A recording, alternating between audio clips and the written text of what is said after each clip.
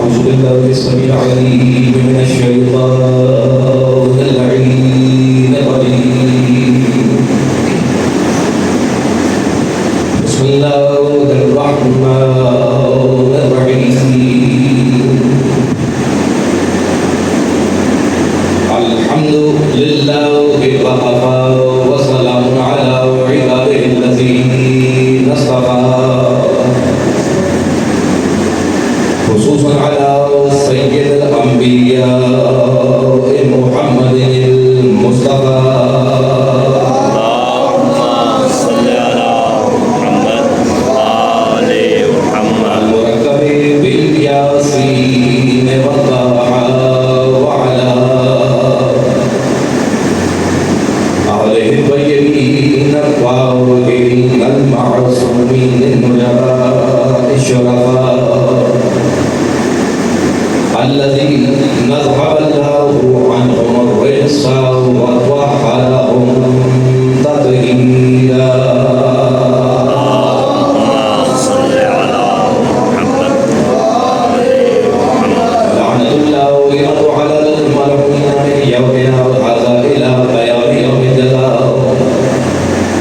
أما بعد، فقد قال الله سبحانه وتعالى في كتابه المبين: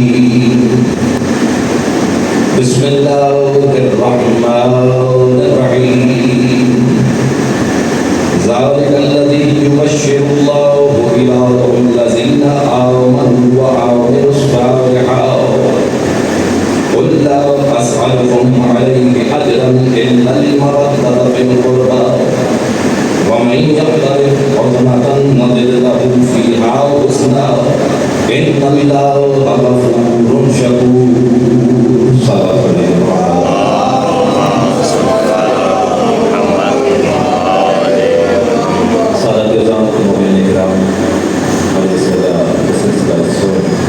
الجلال رسول سید شہداء امام حسین علیہ السلام، اس دعا کے ساتھ آغاز کرتا ہوں کہ کچھ سے دنوں میں مومنین ابدا سید شہداء ابراہیم محمد علیہ السلام جس طرح سے بھی اس گھر سے اپنی محبت عقیدت کا اظہار کیا، مالک سب کی کوششوں پر اقرار کرنا مقبول و منظور فرمائے، اور جس نے جس طرح سے اس مشن حصہ ڈالا ہے مالک اس کو بھی قبول کرے، اور جو بھی دعائیں جو بھی حاجات آپ یہ لوگ زیادہ بناتے رہیں مالک ہم سب دعاؤں کو بھی بارگاہ میں قبول و منظور فرمائے، اور ہمارے دلوں میں محبت محمد اور محمد علیہ السلام زیادہ حقیقی معنوں میں شیعہ حسن عاشق اور صحیح معنوں میں منتظر امام علیہ السلام توفیق عطا فرمائے، اور سب دعاؤں کی دعا ہمارے دعاؤں کی قبولیت کی شرط ہے ہمارے والد سے حقیقی کے ضرور میں تعقیب فرمائے۔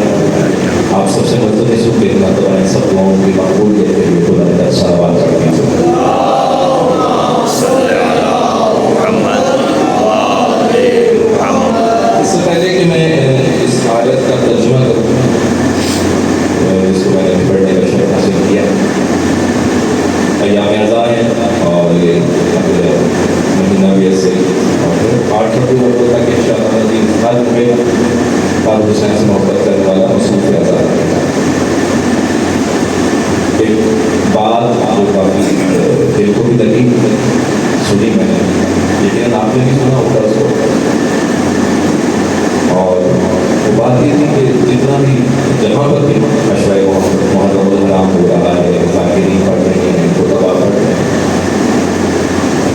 تو صاحب یہ بات کر رہے تھے کہ وہاں پر حسین کی بات بہت زیادہ ہو رہی ہے، یعنی تذکرہ حسین کی صورت میں مسائل کی صورت میں ہو رہا ہے، لیکن فکر حسین کے بارے میں بات نہیں ہوتی، بڑا کام ہوتی ہے، اور جو وقت کی ضرورت ہے تذکرہ حسین وقت کی ضرورت ہے، آج کی شروع سے ہی ہمیشہ کی، یعنی کہ آپ اس کا اندازہ یہاں سے لگائیں کہ یہ تذکرہ حسین کس قدر اہم ہے کہ قائم جب ظہور کریں گے تو وہ بھی مجلس ادا کا انعقاد کرے گا۔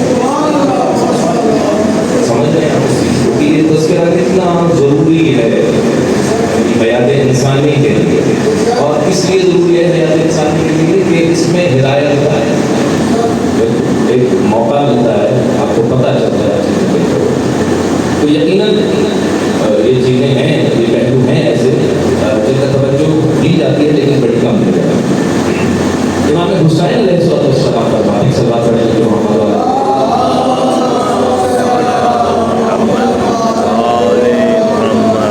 الناس عبید الدنیا،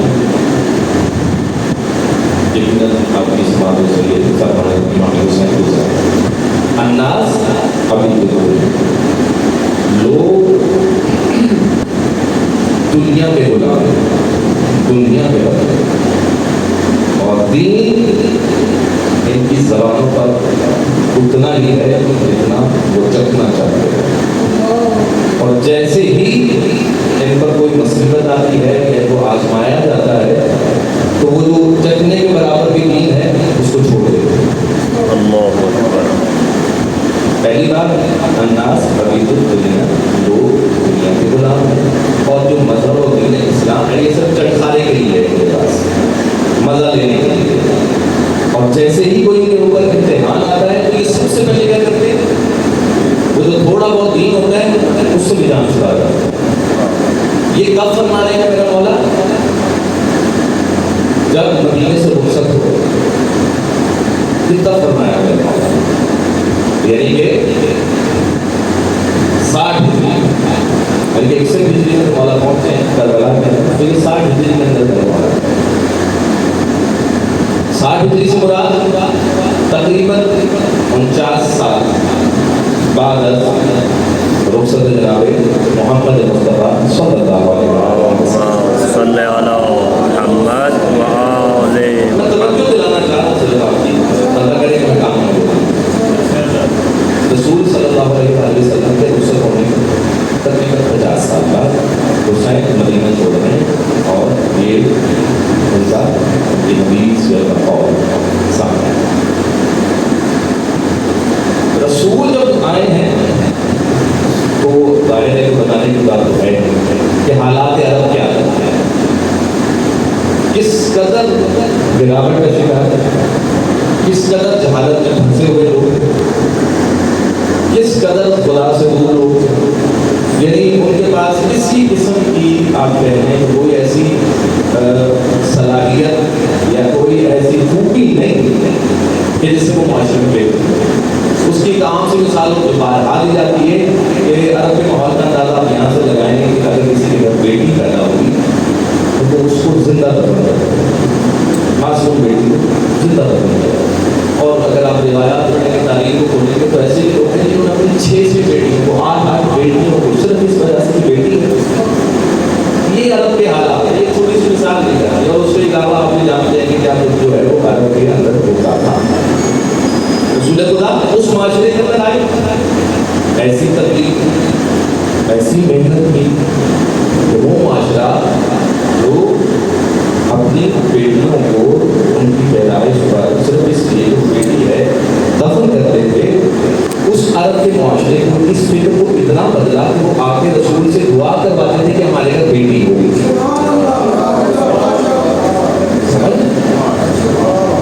یعنی کہ جو لوگ اپنے زندہ بچوں کو دفن کرتے ہیں وہی لوگ آگے رسول خدا کی خدمت، تو وہی عرب کے لوگ ہیں نا، وہی آگے کہہ رہے ہیں ہمارے لیے دعا کریں کہ اللہ ہمیں بیٹی دے۔ یہ کوئی چھوٹی بات نہیں، رسول خدا نے اتنی محنت کی، لیکن آپ یہ دیکھا کہ جیسے ہی رسول خدا دنیا سے رخصت ہوتے ہیں ان عرب کے لوگوں کو واپس اسی سرشت میں آتے ہوئے کتنا وقت لگا، سمجھنے کی بات ہے کہ کہاں وہ مائنس پہ یا زمین میں پھنسے ہوئے لوگ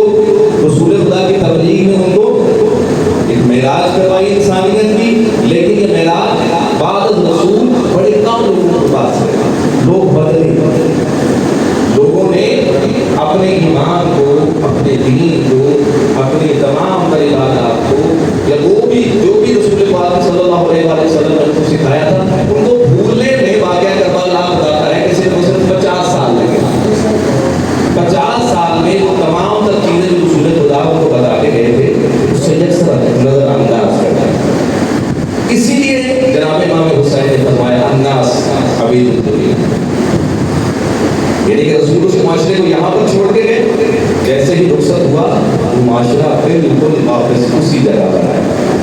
یعنی معاشرہ اگر کوئی شخصیت تبدیل کرتا ہے, کوئی اس کے اندر ریولوشن لے کے آتا ہے, انقلاب لے کر آتا ہے, تو وہ دیر بعد تب تک ہے کہ جب تک جو بدلے ہیں وہ بالکل دل سے بھی اور دماغ سے بھی اس چیز کو قبول کرتے ہیں. اگر انہوں نے دل اور دماغ سے اس کو قبول کیا ہوتا تو یقیناً یہ معاشرہ اگلے 800 سال 900 سال 1000 سال 1400 سال شاید اسی بلندی پر رہتا. لیکن بلندی پر نہ رہنے کی وجہ ہی یہی ہے کہ انہوں نے دل سے قبول نہیں کیا, انہوں نے دماغ سے قبول نہیں کیا, اور جیسے ہی موقع آیا ابھی تو دنیا بن گیا, دنیا کے غلام ہو گئے.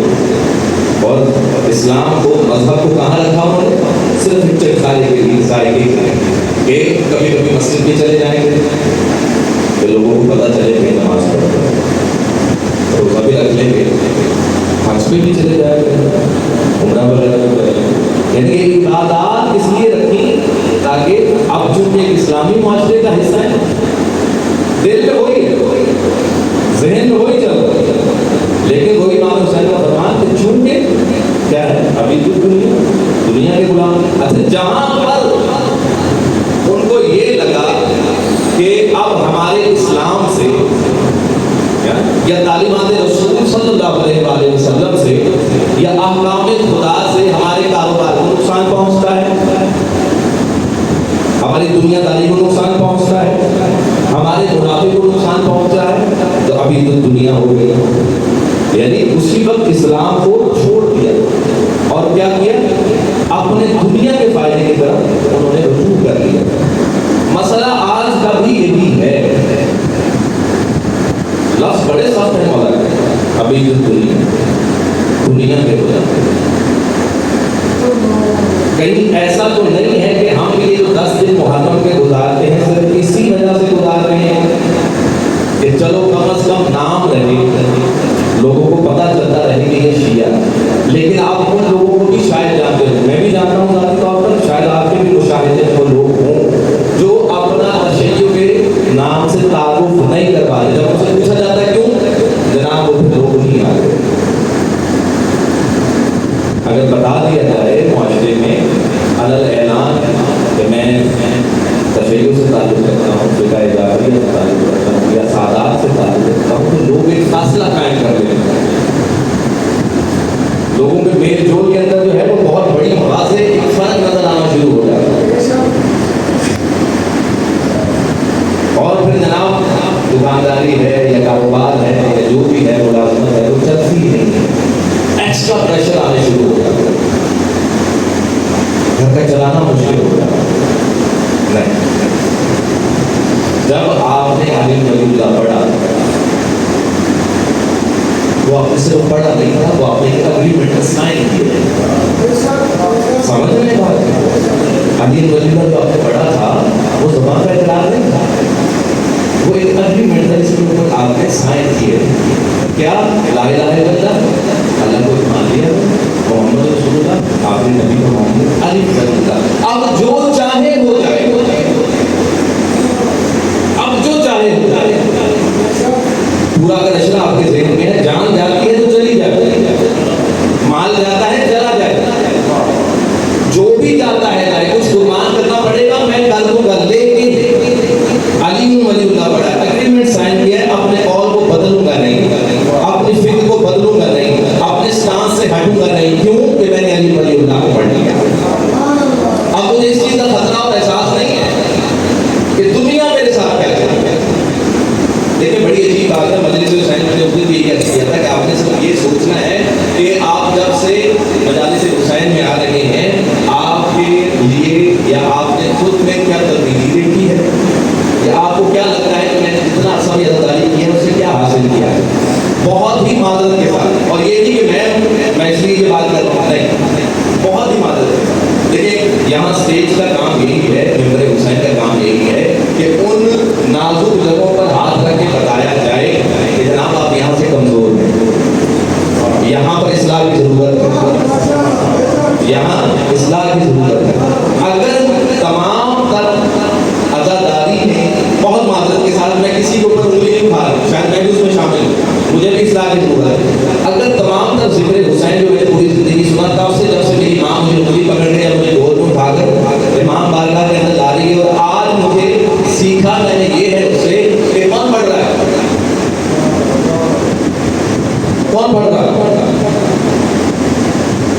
بھی نبی صاحب پڑھنے گیا کوئی بات نہیں خیر. تو جب مسائل میں آئیں گے نا پھر اندر چلے جائیں گے. یعنی میں وہاں سے کیا اشتہار پر نام پڑھ کے یا مجھے واٹس ایپ پہ اشتہار ہے تو میں کون پڑھنے والے یار ان کو بڑی دفعہ سن لیا, ان کو تو بہت دفعہ سنا یار, یہ بڑا سادہ سا پڑھتا یار, یہ تو یہ الفاظ سننے کو یہ بڑا بور کرتے ہیں. سنتے ہیں آپ کو سنتے ہیں شاید ایک کہتے تو یہ بڑا بور کرتے ہیں. بہت ہی میں ہاتھ جوڑ کر آپ کو بتا, آپ کو نہیں پتا کہ آپ جب ذکر حسین میں آتے تو آپ کا مقام کیا. آپ جب گھر میں بیٹھے یا اشتہار پڑھ کے یہ جملہ زبان سے ادا کرتے ہیں نا, یا بارگاہ آتے ہوئے سوچ رہے ہوتے ہیں یار جا کے نبی صاحب کو سنا کر. میں بہت بہت ادب سے آپ کے سامنے ہاتھ جوڑ کے گزارش کرتا ہوں, آپ بی بی سیدہ سے زیادہ نہیں, آپ امام حسین سے زیادہ نہیں, آپ سید سجاد سے زیادہ نہیں. سید سجاد بھی اگر علی نبی کا نام لکھا ہوتا ہے تو مجلس میں آتے ہیں, وہ یہ تو نہیں کہتے کہ پھر نبی سے پڑھوا لیں. کیونکہ سیدہ تو یہ نہیں کہتی کہ آج میرے بچے کا تذکرہ پھر نبی کر رہا ہے میں نہیں جاؤں گی. آپ اور میں کیسے نہیں سوچ سکتے اگر میں نے مجلس حسین سے یہ سیکھا کہ بابا جی پڑھ رہے ہیں تو یار کوئی بابا جی کو پڑھ لیں تو پھر جائیں گے.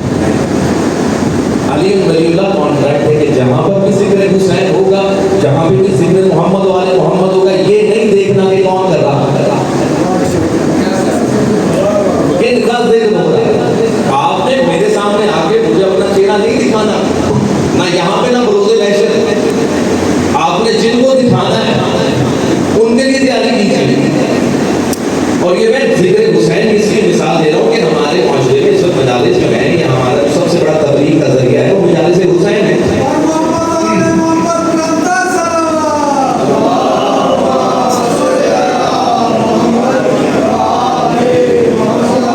ہمیں ان چیزوں سے بلند ہونا ہوگا.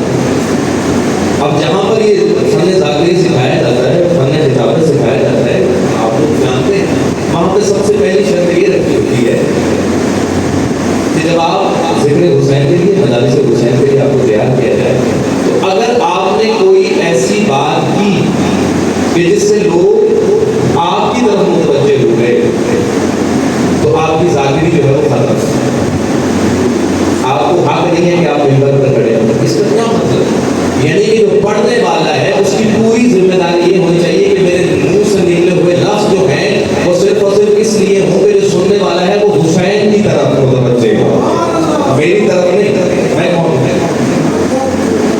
یعنی کہ یہاں پہ کھڑے ہونے والی کی بہت ذمہ داری ہے, بہت بڑی ذمہ داری ہے. لیکن جو آپ سننے آ رہے ہیں بڑا پورے سرات سے تو آ رہے ہیں, آپ اتنی محنت کر کے گھر والوں کو چھوڑ کے, یہ 100 کام ہوتے ہیں انسان کو, ان ساروں کو چھوڑ کے بھی اگر آپ ذکر حسین میں یہ سوچ کے ہوئے آ رہے ہیں کہ آگے پڑھنے والا کون ہے, تو پھر میں نے واقعی ہی اتنی عمر کے اندر, میں بھی 36 سال کا ہو چکا ہوں, میں نے نہیں سیکھا. لیکن آپ کی ڈیوائس نہیں ہے کہ آپ اس کو اوپر کر لیں گے یا نیچے کر لیں گے یا چینج کر لیں گے. آپ ذکر حسین مجلس حسین میں بیٹھیں اور یہ سمجھیں, اور یہ اگر آپ کا عقیدہ نہیں ہے اس چیز کو پھر تو میں مجھے کیسے, لیکن اگر آپ یہ مانتے ہیں بات کہ وہ ہستیاں موجود ہوتی ہیں تو پھر کوئی بھی ان ہستیوں سے بلند نہیں ہوگا.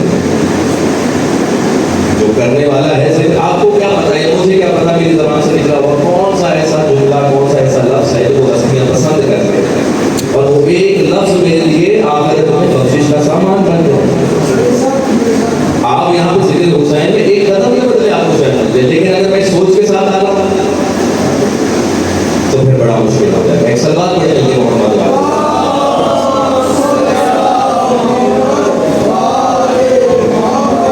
سورہ شورا کی آیت ہے, آپ نے اس کو بہت بات سامان فرمایا ہے, خداوند نے مقام فرمایا ہے. 23ویں آیت سورہ شورا کی, بسم اللہ الرحمن الرحیم, ذالک الذی یبشر اللہ عبادہ الذین آمنوا وعملوا الصالحات. یہ وہ خوشخبری ہے, یہ وہ خوشخبری ہے کہ جو اللہ اپنے ان بندوں کو سنا رہا ہے یا دیتا ہے کہ جو ایمان لے کر آئے, وعملوا الصالحات, اور جنہوں نے نیک اعمال کیے. کیا قل اسألکم علیہ اجرا الا المودۃ فی القربی, آپ ان سے سوال کیجیے, ان سے کہہ دیجیے کہ میں کوئی اجرت آپ سے طلب نہیں کرتا, رسالت کے سلسلے میں سوائے اس کے مبدت بالقربات کہ میری مبدت سے میرے قربت ان سے مبدت کی جائے وَمَن يَقْتَرِفْ حَسَنَةً نَزِدْ لَهُ فِيهَا اور جو یہ نیکی میرے پاس لے کر آئے گا نزد لہا میں اس کو بڑھا دوں گا میں اس کو اور زیادہ کر دوں گا. یہ قرآن کیا ہے؟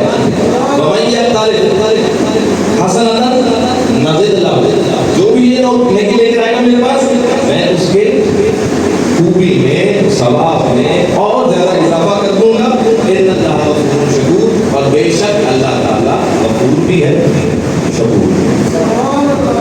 سماعت فرمائیں کہاں سے آیا کا سلسلہ شروع ہوتا ہے؟ ذالک یبشر اللہ عبادہ اللہ اپنے بندوں کی بات کرتا ہے وہ جو ایمان لے کر آئے اور وہ جو عمل صالح اور اس کے فوراً بعد کہتے ہیں کل ان سے کہو ان سے کہو پیغام سب کے لیے لیکن بات کن سے شروع ہو رہی ہے کہ وہ میرے بندے میرے ٹھیک ہے قرآن کی آیت عباد الذین آمنوا وہ بندے میرے بندے کہ جو ایمان لے کر آئے جو عمل صالح کر آئے بندے میرے ہیں. لیکن رسول آپ ان سے یہ کہیے کہ میں تم سے کوئی اجرت طلب نہیں کرتا سوائے اس کے کہ میرے اقربا سے محبت رکھنا. سمجھ رہے آیت کی ترتیب کو؟ بندے کس کے ہیں؟ اللہ کے. اور اللہ اپنی محبت نہیں اسے کہہ رہا بندے تو میرے پہ ایمان لے کر آئے جو میں نے عمل بتایا وہ کر رہے ہیں صالح. لیکن رسول آپ ان سے کہیے کہ ایمان لے آؤ عمل صالح کر رہے ہو بات تم سے ہو رہی ہے. بندے تم اللہ کے لیکن دیکھو چونکہ پیغام میں نے تم تک پہنچایا ہے تو میری کوئی اجرت نہیں ہے تم پہ سوائے اس کے کہ میرے اقربا سے محبت اور محبت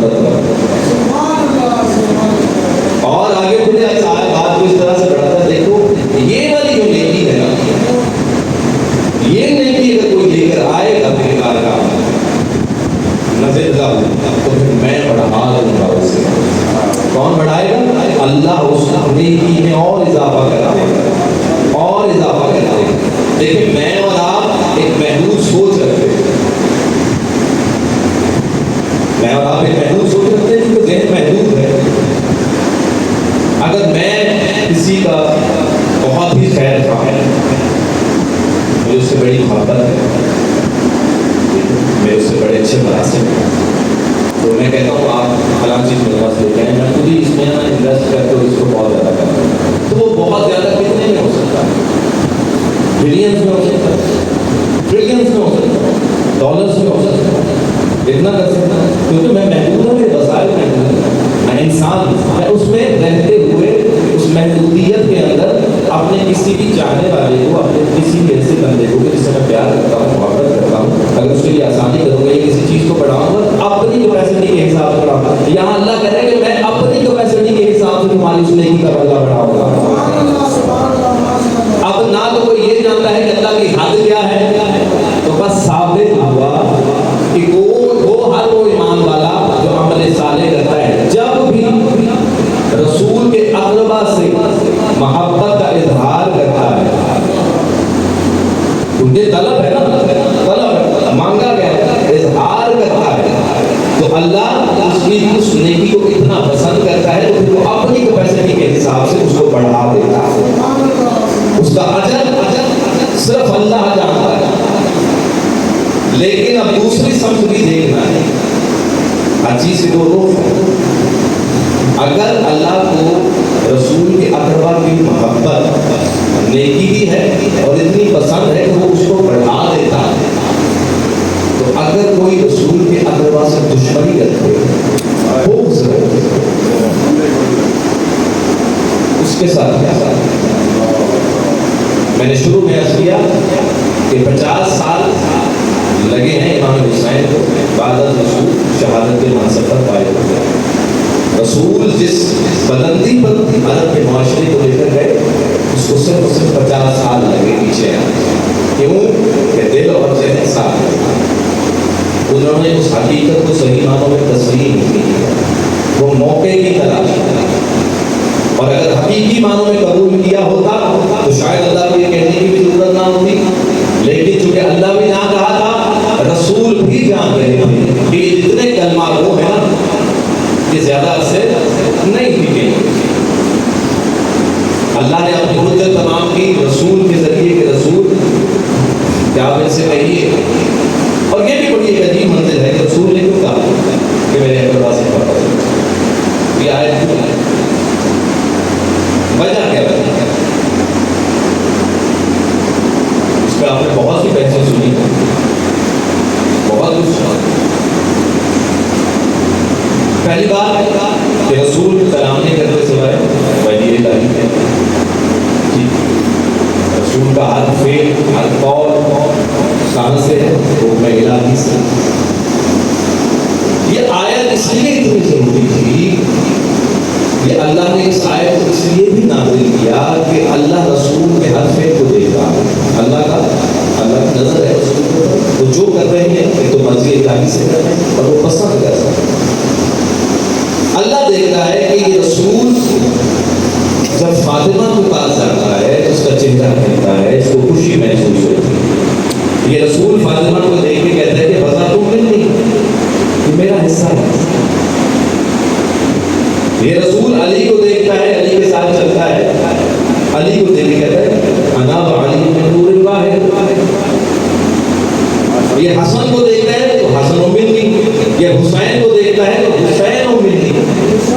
اللہ رسول کی اپنے اقربا سے اتنی محبت اور محبت کو دیکھ کر اللہ کو اتنی پسند آئی کہ قرآن میں آیت بنا کے نازل کر دیا کہ رسول جیسے تم محبت کرتے ہو نا، تو آج سے سب کے لیے حکم ہے کہ جس کو رسول محبت کرے، ہر کسی ایمان والے پر عمل صالح کرنے والے پر یہ واجب ہے کہ وہ اقربا سے محبت کرے۔ اور اگر کسی نے یہ حق ادا نہ کیا نا رسول، اگر کسی نے یہ محبت کا حق ادا نہ کیا تو پھر چاہے جتنے مرضی اعمال میرے سامنے دے۔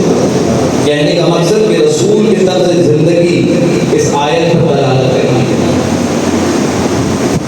رسول ان ہستیوں سے آگے بڑھ کر کبھی کی گل کو چنتے کبھی وہ ساتھ دیتے، نماز کی حالت میں آ جائیں تو نماز قبول دیتے، خطبہ دیتے ہوئے اگر حسن اور حسین گرتے ہیں تو رسول خطبے کو چھوڑ یہ مقام بتانے کے باوجود 50 سال لگے ان مسلمانوں کو اپنا کام کرنا۔ بس میں زیادہ زحمت دکھاتا ہوں آپ کو، 50 سال لگے وہ نواسہ رسول جو دوسرے پیغمبر کا سوال تھا، اس سے بہرحال لوگوں کے سامنے اپنی محبت کا اظہار کیا رسول نے، بار بار لوگوں کے اصحاب کے درمیان میں بیٹھ کے فرماتے تھے کہ اللہ میں حسین سے بہت محبت کرتا ہوں، اور جو اس سے محبت کرے تو بھی اس سے محبت کرے، یعنی کہ روکا نہیں ہے۔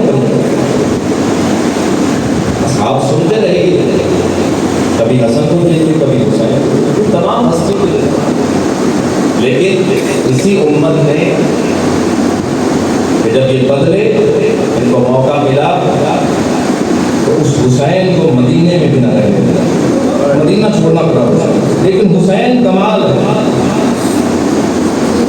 یہ کہتے ہوئے نہیں کرتے کہ مجھے مسلمان رہنے دے، ان کے وقت کا نام ہے حسین، یہ نہیں کہہ رہا کہ مسلمان رہنے دے، حسین یہ اعلان کرتے نہیں کہتا کہ اس لیے مدینہ چھوڑ رہا ہوں کہ مجھے نانے کی امت کی اصلاح کرتا، مجھے اپنا کوئی غم نہیں، مجھے اپنا کوئی دکھ نہیں، لیکن اگر مجھے فکر ہے تو یہ ہے کہ وہ نانا جس نے اتنی محنت کر کے ان کو عروج دلایا تھا پھر سوال میں جا رہے ہیں، اب مجھے دوبارہ محنت کرنا، مجھے اس امت کو گمراہ ہو گیا ان کی اصلاح کرنا، بچانا ہے۔ حسین نکلے اور جو کچھ ہوا تاریخ گواہ ہے، سب نے دیکھا، جن کے لیے اجر رسالت مانگا گیا امت میں ان کے ساتھ گیا۔ اس لیے سید سجاد نے شاید فرمایا کہ اگر قرآن میں ہماری دشمنی کا بھی حکم ہوتا نا تو شاید یہ لوگ ہم پر اتنا ظلم نہ کرتے، جتنا محبت کا، اگر دشمنی کا بھی حکم ہوتا تو لوگ ان پہ اتنا ظلم کرتے، لیکن یہ سادات کا گھرانہ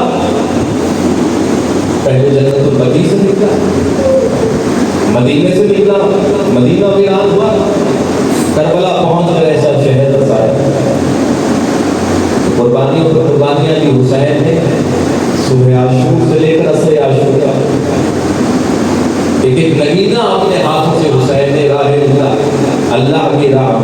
اسلام کے لیے، نانا کی امت کی اصلاح کے لیے کتنی فکر ہے حسین کو اپنے نانا کی امت کی کہ علی اکبر جیسا بیٹا دیا ہے. کتنی فکر ہے حسین کو. اندازہ کر سکتے ہیں آپ کہ امت کی اصلاح ہو جائے آپ کے 6 ماہ کا خود اپنے ہاتھوں سے دفن کیا. لیکن کیا اس وقت مسلمانوں نے اس بچے کو بھی دفن نہ رہے. مسائب آپ سنتے 10 محرم کا دن گزرا، شام غریبہ گزری، میں جلائے گئے، لوٹا گیا، لیکن مسلمانوں کا دل نہ رہا. 11 محرم کی جب صبح آئی نا، بس بہت ہی مختصر، 11 محرم کی صبح آئی، ان جلے ہوئے خیموں کے سامنے اونٹ لا کر کھڑے کیے گئے جن پر پالان ہے. یہ روایت جو ہے 11 محرم کو کہ جب روانگی کا اعلان ہوا کہ قافلہ یہاں سے کوفہ کی طرف روانہ ہوگا تو کیا کیا گیا کہ انہی جلے ہوئے خیموں کے سامنے اونٹ لا کر کھڑے. کون سے خیمے؟ سیدانیوں کے خیمے. سیدانیوں کے جلے ہوئے خیموں کے سامنے اونٹ لا کر رکھے گئے. میں کہتا ہوں یہ مرتبہ جب اونٹ دیکھے ہوں گے بغیر محمل ہوں گے تو بیویوں کو یاد نہ آیا ہوگا کہ مدینے سے کس طرح سے رخصت ہوئے تھے. یقیناً بیویوں کے ذہن میں آیا ہوگا. گزری ہوئی بیویاں کہتے جب اونٹ لا کر کھڑے اور کہا گا کہ سوال ہو جائے تو بڑی عجیب روایت ہے، بڑی عجیب روایت ہے. اگر آپ آمادہ ہیں تو قبول کیجیے گا اس کو. کہتے جب حکم ہوا نا کہ سوال کروایا جائے بیویوں کو بغیر پالانوں کے اونٹوں پر، تو جناب زینب نے ایک مرتبہ سید سجاد کی طرف دیکھا، سید سجاد کی طرف دیکھا. شاید یہ دیکھا کہ سجاد بیٹا مدینے میں تو علی اکبر بھی تھے، قاسم بھی تھے، عباس بھی تھے اور محمد بھی تھے، یہاں ہمیں اونٹوں پر سوار کون کروائے. ایک مرتبہ دیکھا بھی نہیں کہ اسی اسلام میں شمر ذوالجوشن وہاں پر موجود ہے. اس نے جسارت کی بات کی. کہتے ہیں بیویوں کو اونٹوں پر میں بٹھایا.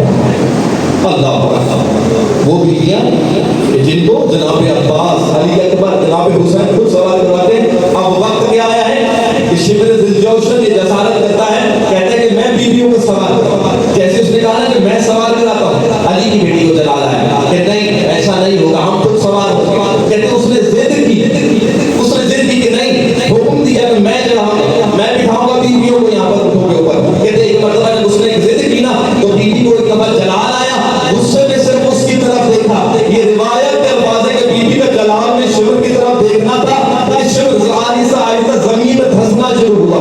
جب یہ سینے تک دفن ہو گیا نا اور دیکھا کہ بچ نہ سکوں گا، ایک مرتبہ بیوی کی طرف دیکھ کے کہتا ہے بیوی آپ کو حق کے سعادت کا واسطہ، آپ کو حق کے سعادت کا واسطہ مجھے باہر نکال دے، مجھے معاف کر دے.